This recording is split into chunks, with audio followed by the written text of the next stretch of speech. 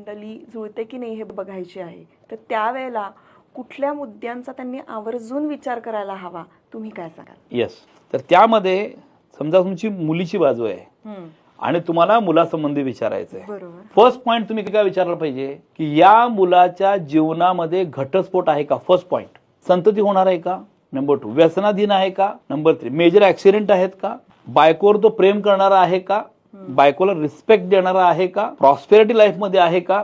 या सगळ्यात महत्वाच्या गोष्टी एवढ्या जरी विचारलं तर सफिशियंट. याच्यापेक्षा अजून बारीक बारीक गोष्टी बऱ्याच मी सांगू शकतो, पण एक अप्रॉक्सिमेट आई वडिलांना काय पाहिजे असतं की येणारा व्यक्ती कसा आहे. बरोबर. आता मुलाकडच्या बद्दल मुलीचं विचारायचं आहे, संतती होणार आहे का नाही, मुलगी रागीट आहे का, एकत्रित कुटुंबात राहणार आहे की नाही. ओके. आणि वैवाहिक जीवन चांगलं आहे का नाही ते महत्वाचं आहे. आरोग्याविषयी आहे ते सगळं मी सांगू. ते मी असं एवढं जरी विचारलं तरी सफिशियंट आहे. पण हे जर बेसिक झाले, अजून मी सगळंच त्यामध्ये बऱ्याच गोष्टी.